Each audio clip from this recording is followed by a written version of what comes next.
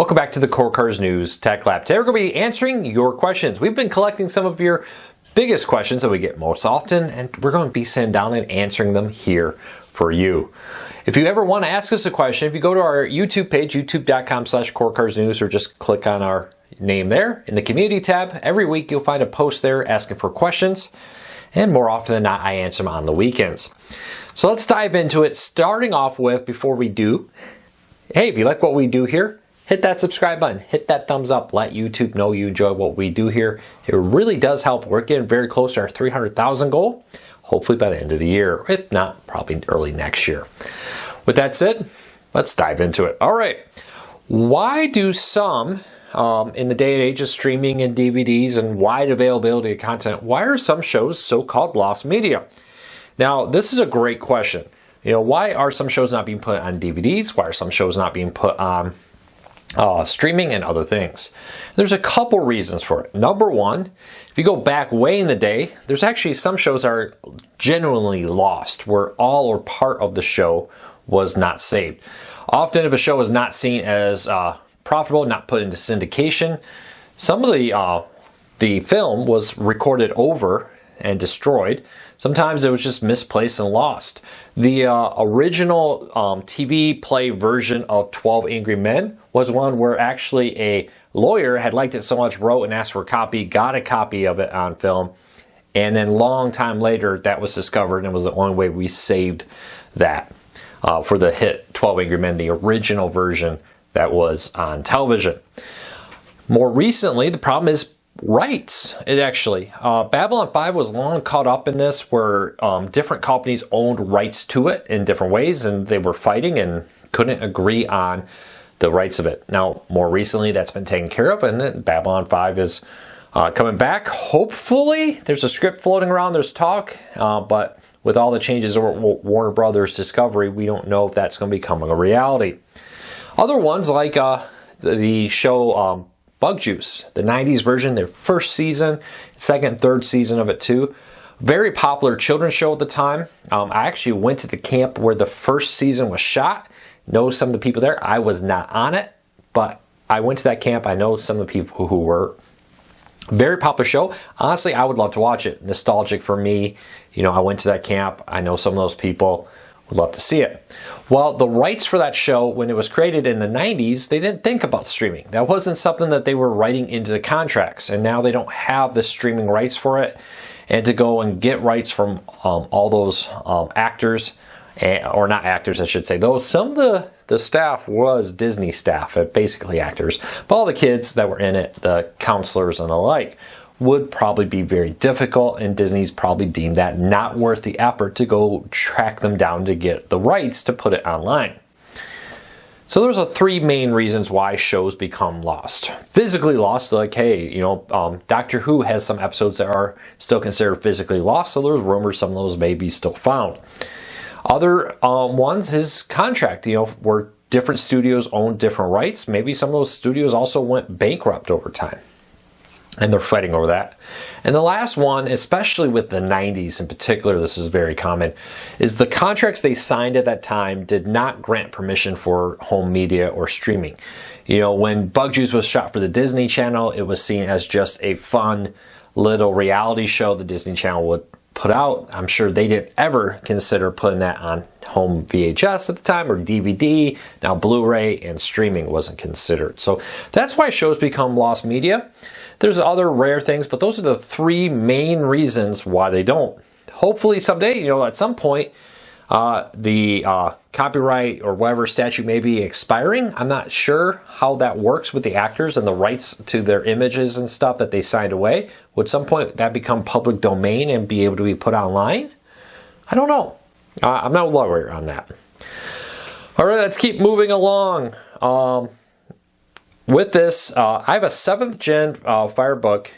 Is it still good in 2024? Yeah, so this is a great question for older streaming players, older tablets, older TVs. I get this a lot. I have an older TV. Should I be upgrading? I got an old built-in TV with apps. There's no right or wrong answer to this. It really depends on, is it still working for you? Roku has been averaging about 10 years of life support for many of its streaming players on the market right now. So my question would be, does the streaming player, tablet, or whatever you may have all of the apps you want? Is it working?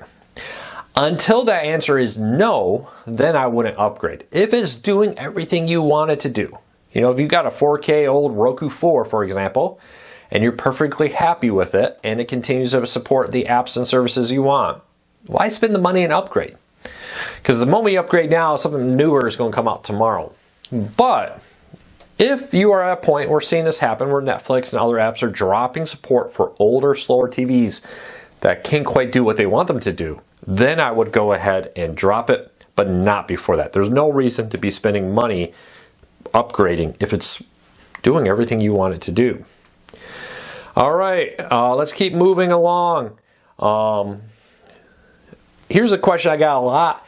Reports that Tableau DVRs are not working with the new Roku OS 14. I did see some updates roll out to it. Unfortunately, I don't have a fix for this. With Roku OS 14, some issues have popped up with the new Tableau DVRs, but I did see some updates roll out. Question to everybody here, have you had a Tableau? Has that fixed it for you or not? I'd love to hear from you with that. Next question up, do you think Disney Plus will continue to add new channels with new ones being added next month? So Disney Plus added a bunch of 24/7 dedicated channels. They have a Disney Junior type channel, ABC News, other channels like National Geographic content and more, which is kind of that old-fashioned lean back, turn on TV and just want to see something on their experience, and that's what they're leaning into, right? I'm a parent. I will fully confess that there are times I had a meeting, I was alone with the kids. I turned on the Disney Plus app, put on Mickey Mouse Clubhouse, and told my 12-year-old to, hey, keep an eye on your younger brother. I need to do this meeting. Come get me if there's a problem. Let's be honest, we're parents, we do that. It's nice to sometimes just turn on Disney Plus for half an hour and say, hey kids, you got half an hour of TV. And that's what Disney's trying to recreate through the Disney app in order to keep people engaged, keep people using it. Now, will that be successful? Will they continue to add content? I would assume so, though I don't expect to see this become a main focus of them. They seem to have just a few curated channels of content here. I think Disney would be wise to really lean into this, to say, here's a 24/7 Family Guy channel. Here's a 24/7 King of the Hill channel. Here's a 24/7 Mickey Mouse Clubhouse channel. I'll be honest, that's my son's favorite show right now. He's 3, he loves it. And like I said, there are times, especially at the end of the day, I don't know if any other parent does this, he still gets milk at the end of the day. We're the only time he gets it now, where we all kind of crash and we will watch something for like 30 minutes. Kind of calms him down a little bit before bed. I would totally throw on a Mickey Mouse Clubhouse. I don't care what episode pops up, but you leave me a comment. You let me know what you think. I think Disney should be leaning into this. I think it's a great way to do it. I do this for myself with Pluto TV and others. I'm still stuck on a Price is Right kick, watching old Price is Right Bob Barker era on Pluto TV and others when I just want something on as I go and watch different shows. Leave me a comment, let me know. All right, here's one I get all the time. Is the best streaming service Philo or YouTube TV? I want a good service to replace my cable TV, which is $200 a month. Wow, that's a lot, but I'm seeing that more and more. That's killing me. I'm retired. All right. What is the best service? There isn't one.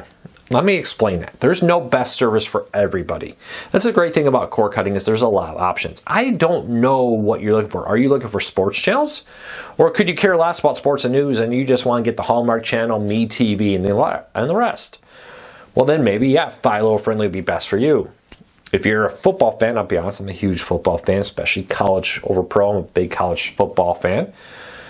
YouTube TV is an excellent app, streaming service for football. Fubo has regional sports networks, so does DirecTV Stream. They're great options if you really want to make sure you have that Major League Baseball, NHL, or whatever team, depending on where you live. I would encourage you to do your research. The best thing about this is they all offer free trials, so the trials can vary wildly for how long they are. And sometimes, actually, a few times I've noticed some services have stopped offering free trials for like a period of time.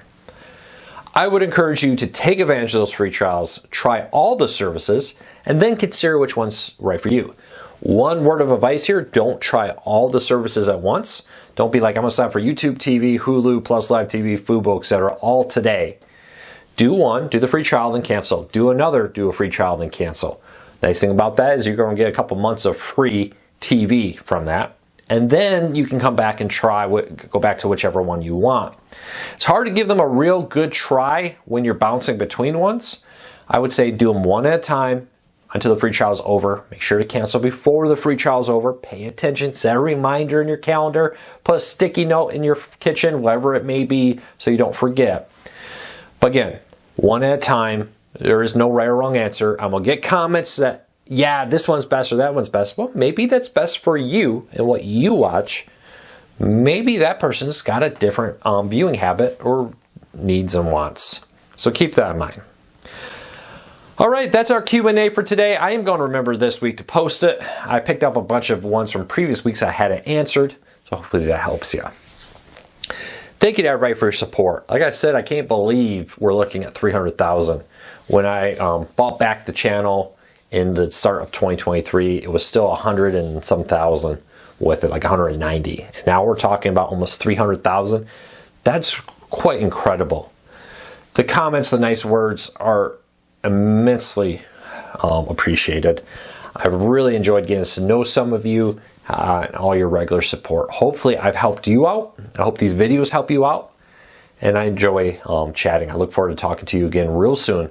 Until then, take care. Be safe. I'll see you all tomorrow.